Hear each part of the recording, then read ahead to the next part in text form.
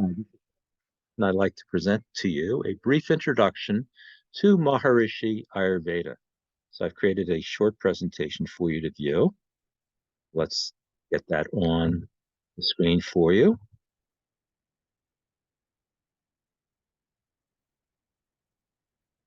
Okay, so what is Maharishi Ayurveda? So let's describe some of the things that I'll be talking about in the next few minutes.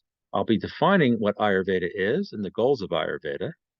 I'll be talking about some special principles, things that are unique to Ayurveda, such as the three doshas, Prakriti, Vikriti, Agni, Ojas, and Ama. Don't worry about all these terms. I'll define what they mean. Diagnostic procedures, treatment procedures, and also what Maharishi Ayurveda is. So for now, we'll just talk about Ayurveda, not Maharishi Ayurveda. We'll leave that for later. And the word Ayurveda means knowledge of life. Ayur means life, Veda means knowledge. And it's really the ancient knowledge of health that comes from India, thousands of years old. And the first goal of Ayurveda is to maintain the health of a healthy person.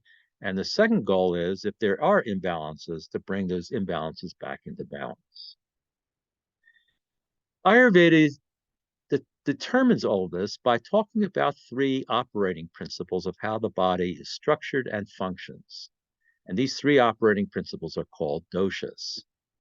Vata dosha, VATA, is the movement, communication, and transportation that occurs within your body, such as the movement of air through your lungs, movement of food through your digestive tract, and the movement of electrical signals through your nervous system. Those would be examples of Vata. Pitta deals with the transformative process that occurs in your body, the metabolism and discrimination that occurs, such as the transformation of food by the digestive juices into nutrients that can be used by the body. And finally, kapha is the structure of the body, the lubrication that occurs in the joints, and anything that deals with cohesion in the body. Now, everybody has all three doshas that underlie the functioning of the body, but everybody also has a certain combination of these, where one or two of the doshas are more predominant than the others. And this is called prakriti, or baseline constitution. So some people are, for example, pitta kapha, which means predominantly pitta, secondarily kapha, and vata is there, but not as strongly. Or a person could be vata pitta, where they're predominantly vata, less so pitta, but definitely kapha is there, but not as much as vata and pitta. All right, so and we can tell if a person is what their prakriti is by sometimes what they look like. Like the pitta people are very sharp looking people. They're sharp. They could be hot tempered, for example. They may have red hair or fair skin. Kapha people tend to be heavier, bigger boned individuals, more jovial. Vata people tend to be thinner. They tend to be very energetic. They tend to move a lot. So those are examples of Vata, Pitta, Kapha, and the constitution. But many times the constitution goes out of balance because of various factors, both internally and externally. And this is what's called Vikriti, or imbalance from the baseline constitution. Now, what's important in Ayurveda is this idea of digestion. Digestion is very important because digestion determines what nutrients are created and how they are passed through the body to the various systems and organs. So the ability to digest food completely is very important in Ayurveda. And this process of digestion is determined by the state of what's called Agni, or digestive fire, the ability of the body to digest food completely. And what happens is that Ojas is created when the digestion is very finely done and complete. Ojas is this very fine material, according to Ayurveda, that circulates throughout the body, creating happiness and energy, good health, good ability to be immune to diseases, all of these things, all the good stuff. And that's created from Ojas. On the other hand, if digestion is not good, if it's incomplete, then toxins can be created. A sticky substance is created called ama, and this is from incomplete digestion. And sometimes this ama will sit in the digestive tract for a while and may even ferment and liquefy after some time, and then find its way into the body and be circulated throughout the body to create blockages and to create all sorts of issues in the heart, in the lungs, and in all parts of the body. And it could lead to diseases. So digestion is very important, and we want more ojas and less ama. How do we diagnose prakriti, vikriti, and agni ama ojas? Well, Ayurveda has procedures for this examination. You can see by visual examination what the constitution probably is, what the state of imbalances are.